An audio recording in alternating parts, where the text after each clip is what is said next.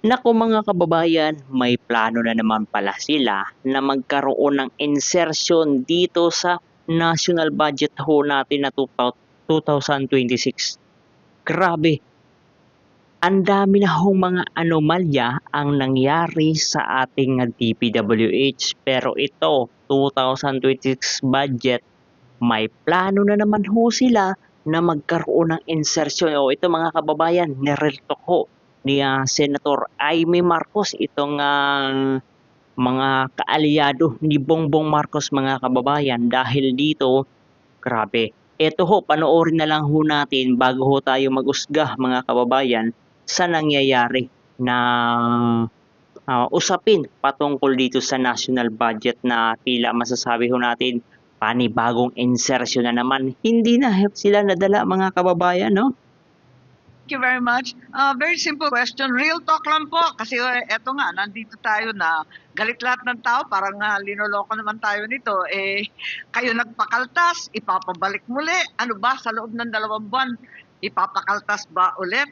Gusto kong malaman, real talk konti ilan ba talaga at alin ba yung mga project na dumaan na sa early procurement sa panahong ito? Ilan ba talaga? Meron ba na mga projects na pinag-uusapan na nasa loob ng NEP sa budget ng Pangulo, nag-undergo na ng early procurement? Meron na ba? Kasi ang balita, takot lahat. Totoo bang meron o hindi? Wala pa pong dumadaan sa early procurement dahil po hindi pa klaro kung ano yung mga proyekto talagang mapapasa. Wala pa po. Siguradong sigurado kayo, wala ni isa. Sino? Opo. So wala tayong pinag-uusapan. Tama po ba? Sa ngayon. Sa ngayon po, wala pa po. So, ang ibig sabihin niyan, dati-rati talagang hinahabol yung early procurement ng October para hindi ma-delay ang project kasi aabutan talaga ng tag-ulan. Hindi ba? Tama po yun. O kung ganon, mag-a-adjust ka ng lahat ng ABC, sigurado na madidelay. Totoo po yan, Madam Chair. So, ang hinaharap natin, talagang madidelay. Opo, dahil po na-delay ang early procurement, marami pong mga proyekto for 2026 na madidelay. Sigurado so, ang po yun. hinaharap natin, talagang malungkot ang first and second and even third quarter, aabutin ng ulan.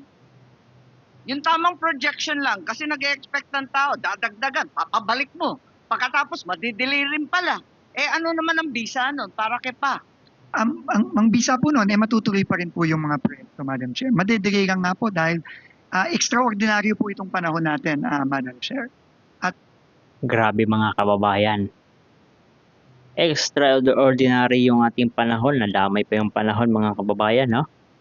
So, eto yung mga sinabi ni Dizon at grabe din mga explanation ni at mga sinabi ni Senator Amy Marcos mga kababayan. Dahil mga kababayan, delay yung proyekto, may budget delay yung proyekto, ay kawawa yung ating mga kababayan.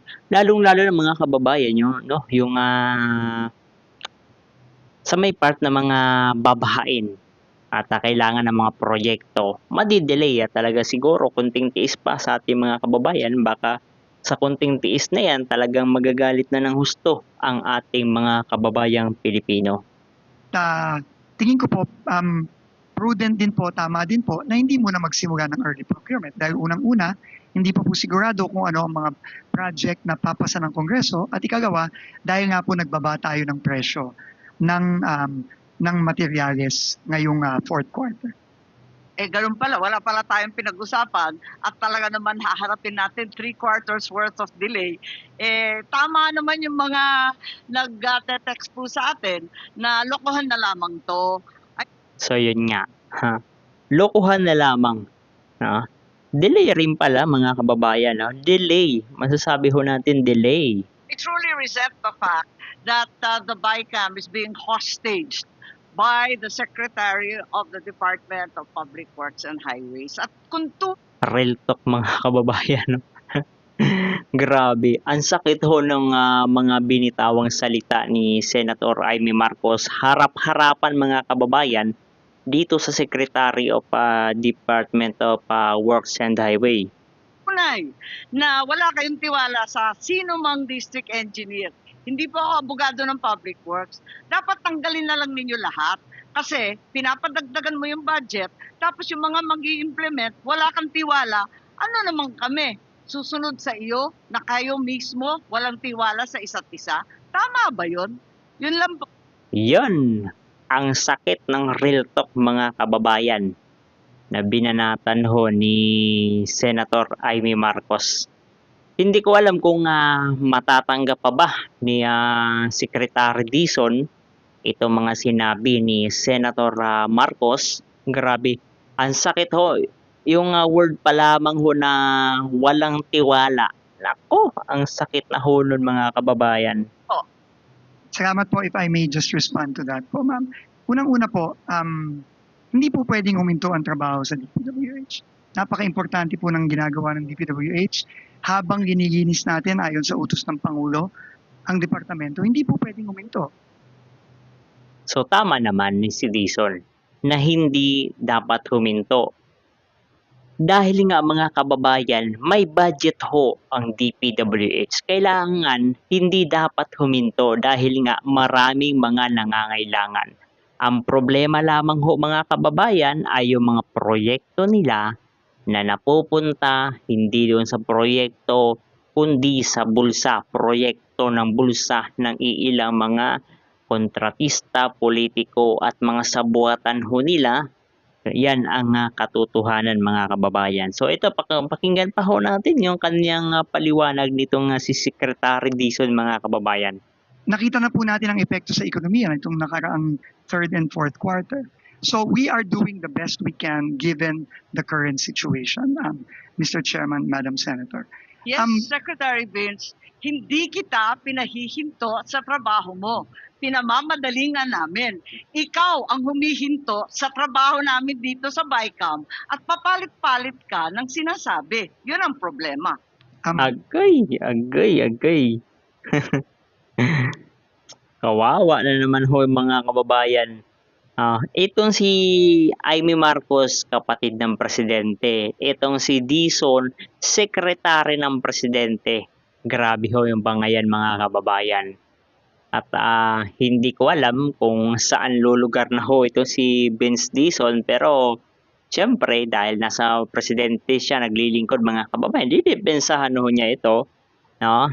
Ang pinagsasabi o mga sinabi ni Senator Amy Marcos laban dito sa DPWH mga kababayan, lalong-lalo na sa proseso dito sa budget kung saan masasabi ho natin mga kababayan na meron na namang anomalya na talagang sinisilip ho ni Senator Amy Marcos dahil nga pera yan ng taong bayan. Kailangan alam ng bawat Pilipino. Hindi po ako papalit-palit ng sinasabi, Madam Chair. Ako po, iulitin ko, nagpunta lang po ako dito para ibahagi sa bicameral conference yung nakikita po naming epekto nung pagpasa ng third reading version ng Senado. Yun lang po. Ngayon, nasa Senado na po yan at nasa bicameral conference, nasa Kongreso, kung paano po magpo-proceed dito. At yun naman po, syempre, tatanggapin lang naman po ng ehekutibo kung ano man po yung decision na yan. Maraming salamat po. And yan ang kanyang paliwanag. Nagpunta lang pala ho siya dyan. Pero ito, no, mga kababayan, meron hong bali-balita na bago sumalang dito sa BICAM, itong si Secretary Dizon, ay nauna na daw po itong si Secretary Dizon nakipagpulong sa mga kongresista. Yan po ay bali-balita mga kababayan. Marami na ho ang merong mga mainstream media rin na nagbalita niyan patungkol dito sa nakipagpulong si Dizon sa mga kongresista. Ano ba ang dahilan? Bakit nakipagpulong sa mga kongresista? Dapat naka-live ho din ho yun mga kababayan para alam ho ng ating mga kababayang Pilipino, publiko, na kung ano kanilang pinag-usapan. Dahil nga mga kababayan, pag hindi alam ng ating mga kababayang Pilipino kung ano ang kanilang pinapag-usapan dito sa mga kongresista, posible mga kababayan, it's all about insertion at posible mga ghost project na naman ho ito mga kababayan. No, yan po ay speculation lamang ho. ng ating mga kababayan Pilipino. Dapat sana naisa publiko yung pagpupulong ni Dizon at ilang mga kongresista. O, di ba? Ano sa tingin nyo? Ano sa palagay yung mga kababayan? Dapat lamang ba na yung mga ganong usapin isa publiko mga kababayan? No? Kasi pera ho ng taong bayan ang pinag-uusapan dito. National budget, meron na nga ho tayong issue sa 2025 national budget, yung mga insertion na nabulgar, na nandun pala sa mga ghost project at mga substandard project.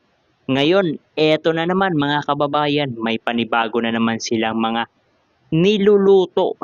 So, ano ang masasabi nyo dito? Comment down below mga kababayan kung minamahal. Laban Pilipinas!